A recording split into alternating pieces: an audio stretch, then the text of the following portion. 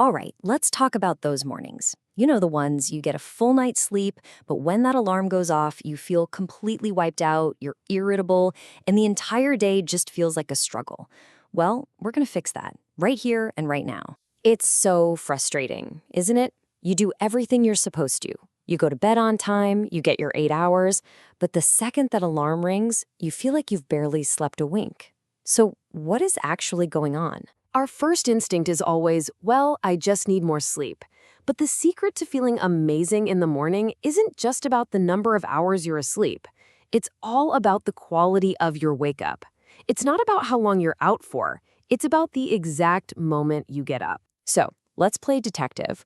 We're going to crack this morning mystery. And to find the solution, we first have to really understand the problem. It's so easy to blame the alarm clock, isn't it? But really, it's just the messenger.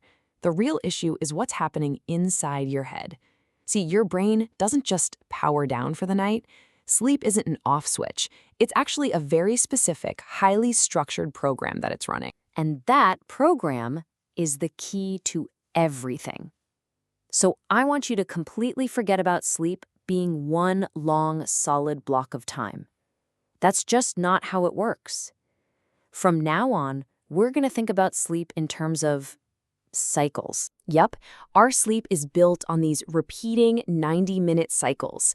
All night long, your brain is just running these 90-minute laps, one after the other.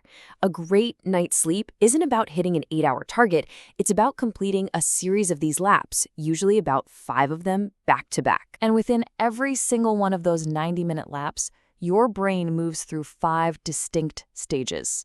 You start by just kind of drifting off. That's lulling. Then you slide into light sleep.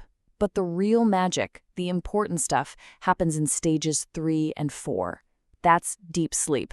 It's when your body does all its heavy-duty repair work. And finally, you hit stage 5, REM sleep, which is when your brain gets super active again and you have those wild dreams. Now, here's what's pretty surprising.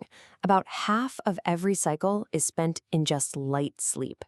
And that really critical, restorative, deep sleep, that's only about 20% of the cycle. And that tiny, crucial window, that's exactly where our morning problems start. Okay, so now we get the how, right? We understand the basic structure of sleep. Now we can use that to pinpoint the why behind that awful, groggy feeling in the morning. Let's find the real culprit.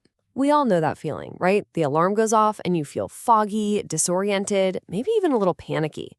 Well, that's not just being tired. It's a very specific biological event that's going on. And there it is. That terrible feeling has a name, and it has a direct cause.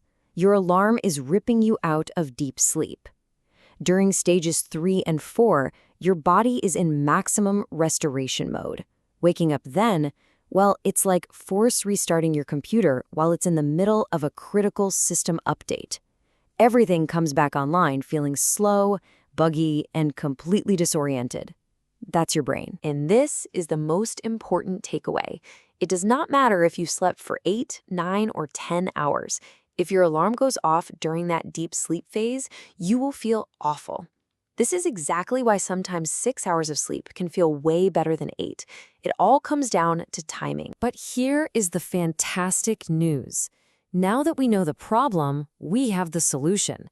And it's not some complicated biohack.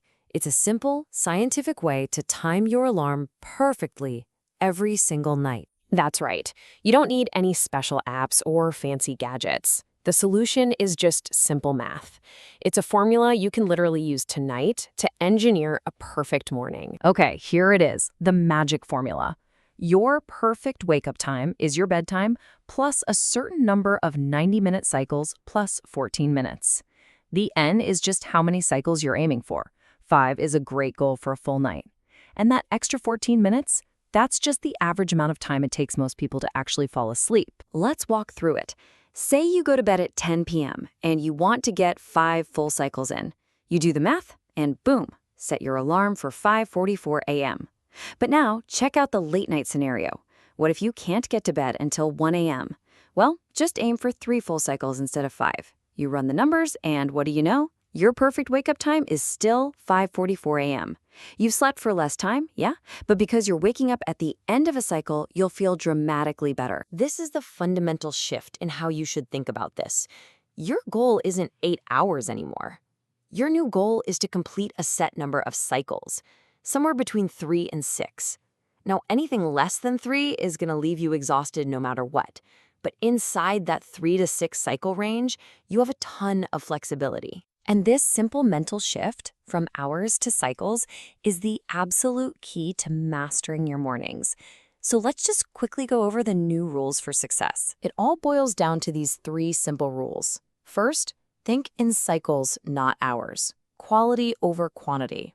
Second, use the formula. Set your alarm for the end of a sleep cycle, when your brain is already in that light sleep phase. And third, and this one is non-negotiable, when that alarm rings, you get up right away. And I have to say it again because it's so important. Hitting the snooze button is the absolute worst thing you can do. It's a self-destruct button for a good morning. You've done all this perfect timing, and if you hit snooze, you risk falling back asleep and starting a new sleep cycle. Then, 9 minutes later, the alarm jolts you awake again, and you're right back in that groggy state. You've undone all your great work. But once you master this technique, it is a total game changer. You get your mornings back, you can start your day feeling clear, energized, and ready for whatever comes your way. So the only real question left is, what will you do with all that newfound energy?